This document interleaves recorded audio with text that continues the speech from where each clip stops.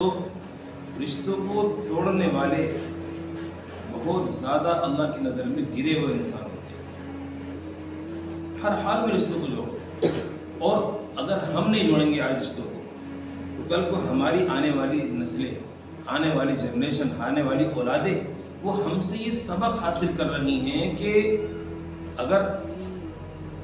کسی کا رشتے توڑنے میں کوئی دقت پریشانی آ رہی ہے اور رشتے جوڑنے میں اس نے ہمیں کچھ کہہ دیا، اس نے ہم سے فلاں بات نہیں کری، اس نے ہماری دعوت نہیں کری، اس نے ہمیں بلایا نہیں، تو اس تعلق سے رشتہ اگر توڑنے پڑے تو توڑ دو، ان کو مت بلاؤ، ان کو فلاں پروگرام میں فلاں فنکشن میں مت بلاؤ۔ بھائی رشتے جوڑتے ہیں پیسوں سے، دعوتوں سے، محبت سے، اخلاق سے، اور میں چودھری بناؤں گا، میں کیوں بناؤں گا؟ میری ناک نیچی ہو جائے گی، میرے پیسہ خرچ ہو جائے گا، میری شان میں کمی آ جائے گی۔ میرے عزیزوں، خدا کی قسم، اللہ کے نبی صلی اللہ علیہ وسلم نے فرمایا کہ اگر رشتے جوڑنے میں اور رشتوں کو جوڑنے میں اور ایک دوسرے کو محبت پیار سے ملانے میں اگر تمہاری شان گھٹ رہی ہو، یہ میں آپ سے بولنا چاہتا ہوں لیکن میری عزت کا مسئلہ ہے، تو میں اپنی عزت کو پیچھے پھینک دوں، میں مل لوں جا کے۔ اللہ کے نبی نے فرمایا اپنی عزت کل قیامت کے دن مجھ سے لے لینا، اگر تمہاری عزت میں شان میں کوئی فرق آ جائے تو کتنی بڑی بات ہے۔ اللہ کے نبی صلی اللہ علیہ وسلم کو سب سے زیادہ تکلیف پہنچی اپنے رشتہ داروں سے، اپنے چچاؤں سے،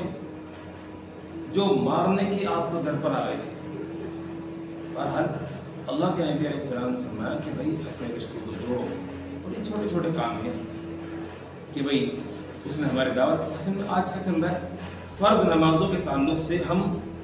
دعوت نہیں کرتے کہ بھائی مجھے فرض نماز پڑھنی ہے، فجر کی نماز پڑھنی ہے مثال کے طور پر، یا عصر کی نماز پڑھنی ہے، تو میں محلے پڑوس سے دوستوں رشتہ داروں کو نہیں بلاؤں گا کہ آؤ دعوت کر لو گھر میں، آج میرے پروگرام ہے، میں دعوت میں نماز پڑھنے جا رہا ہوں۔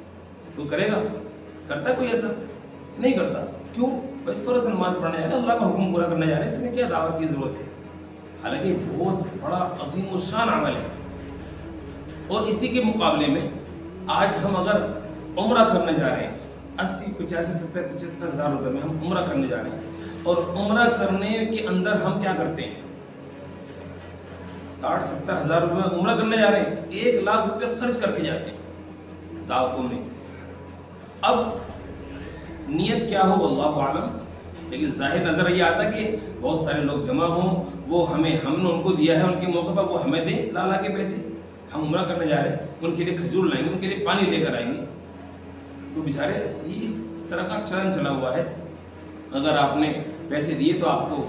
کھجور پانی کے علاوہ کچھ اور بھی مل جائے گا، اور اگر آپ نے پیسے نہیں دیے تو آپ کو صرف کھجور تھوڑی سی اور تھوڑا سا پانی ملے گا۔ یہ تبرک ہے، اور اصل چیز وہاں کی یہی ہے۔ لیکن اس عمل میں عمرہ کرنے کے لیے اگر آپ جا رہے ہیں، آ رہے ہیں، تو اس کے لیے آپ جو ہیں دعوتیں کریں اور لوگوں کو بلائیں، اور جو نہ آئے، جو آنے کے بعد آپ کی دعوت نہ کرے، آپ اس سے قطع تعلق کر کے چھوڑ دیں، اس کو بالکل بھول جائیں،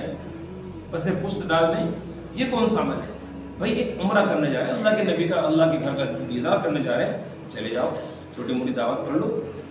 اصل میں دعوتیں یہ ملنے جلنا پہلے ہوا کرتا تھا، پہلے 2 مہینے 3 مہینے کے سفر ہوا کرتے تھے، تو جان کی پڑی رہتی تھی، پانی کے جہازوں سے سفر ہوا کرتے تھے، تو پانی کے جہاز سے جانے کے لیے انسان کو سمجھ لو بھائی موت کو اپنے ہاتھ میں لے کے جایا کرتا تھا، تو وہ پوری وصیت لکھ کر اپنے رشتہ داروں کو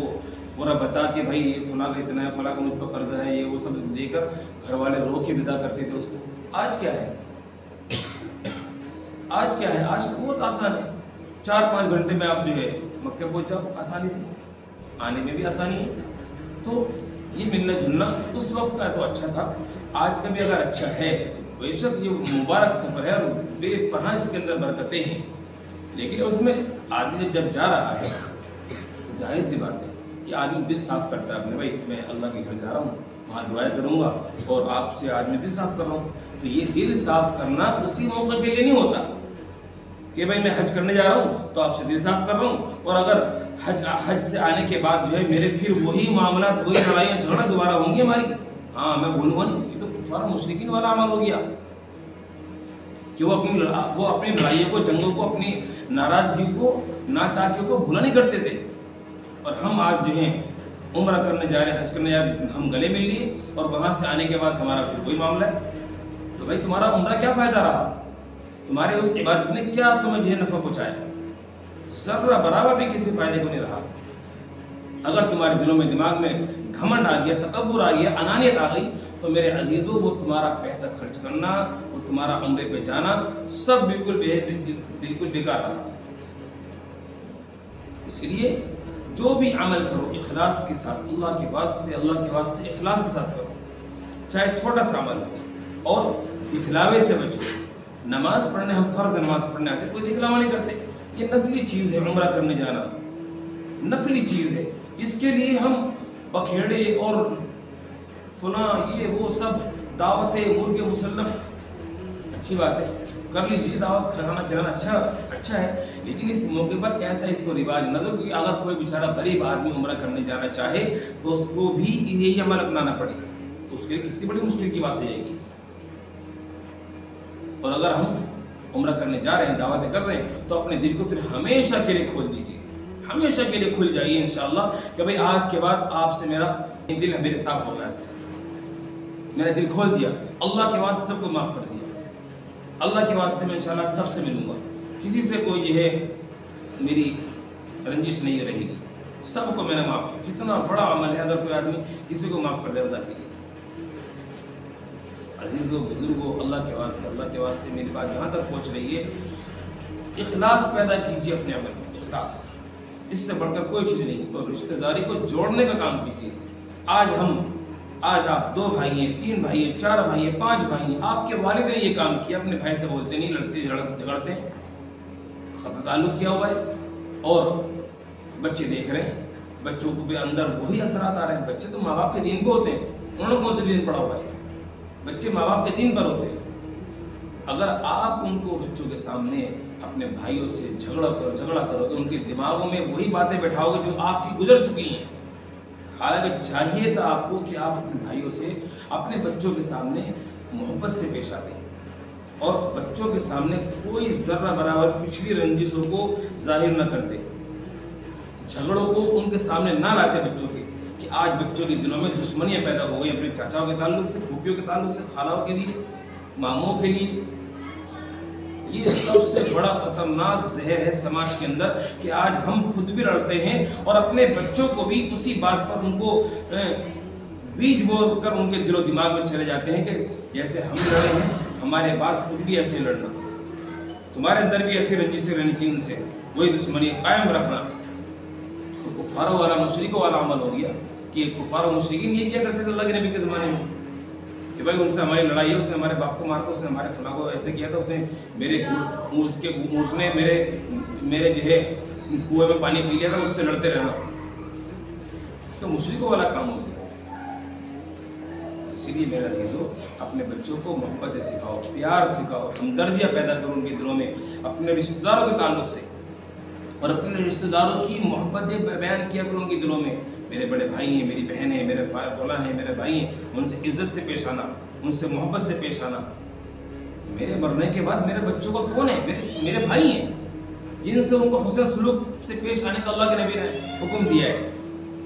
کسی کی ماں کا انتقال ہے خدا نخواستہ تو اس کی بہنیں ہیں، اس بچے کی خالہ، ان سے ان کی سہیلیاں ہیں، اس کی بچی کی ماں کی سہیلیاں ہیں، جن سے وہ حسن سلوک کرے گا تو اس کی ماں کو اجر پہنچے گا۔